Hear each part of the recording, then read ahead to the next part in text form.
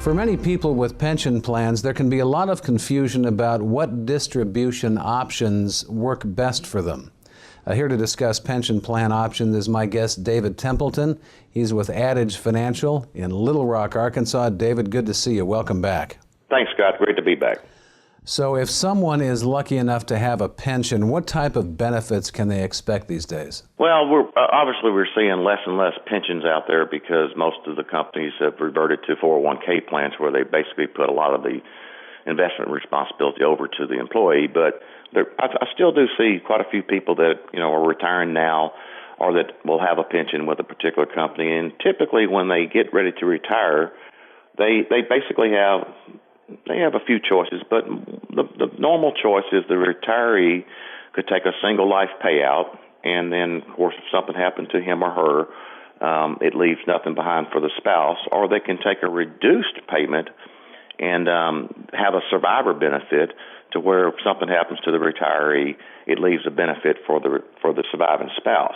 But a lot of times it takes a lot less money from their pension benefit, and they completely lose all the flexibilities with their assets and any other form of any type of wealth transfer.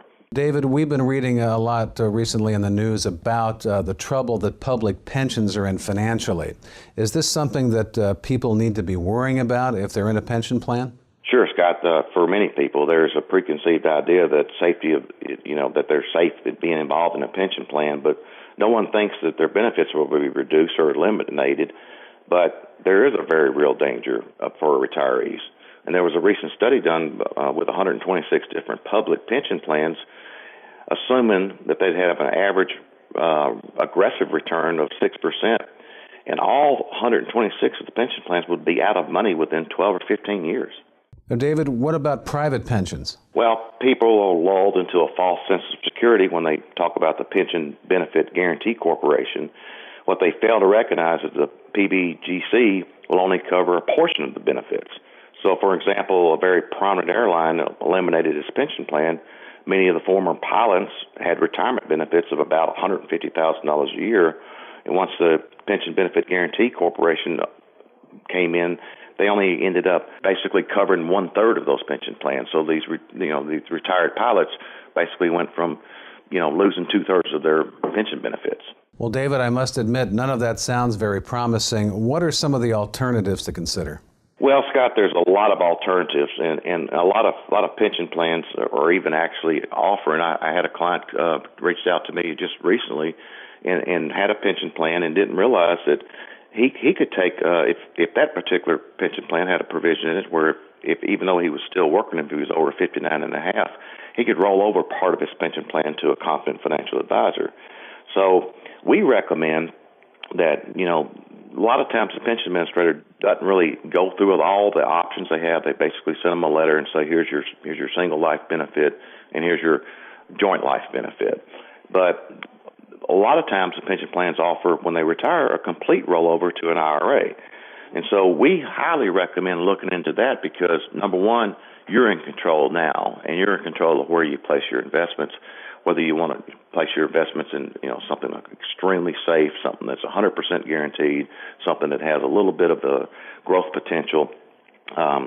And then normally we can start paying out retirement benefits equal to what the single life payout was, but take the excessive money and ensure that the spouse is taken care of should the retiree pass away, prior to the spouse passing away, and give the spouse a guaranteed tax-free income benefit to where it can pay her for the rest of her life. And in a lot of cases, when you analyze that, it even leaves money behind after the second spouse to the heirs to transfer to their estate. So they have complete control of their pension plan instead of relying on somebody else, an IRA retirer, to manage their pension funds for them. David, according to Fidelity Investments, only 10% of people with a pension actually roll it over into an IRA. Why aren't more people doing this? Well, it's kind of one we just hit on a while ago. It's a matter of education, and pension administrators rarely discuss those options outside of the plan. What a retiree needs to do is seek out expert advice, somebody that understands how pension plans works, somebody that understands how rollovers work, and look at what options are available.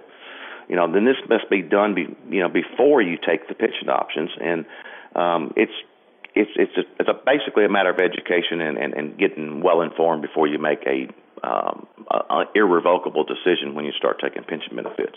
Well, David, it's always great to talk with you. If someone watching needed to know more, how could they get in touch with you? Several ways, Scott. One is they can contact us through our website, adagefinancial.com, or by our toll-free 800 number, 1-800-790-0980, or even follow us on Facebook. All right, David, thank you so much.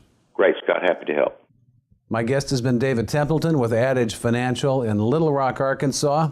This is Retirement News Today. I'm Scott Drake. Thanks for watching.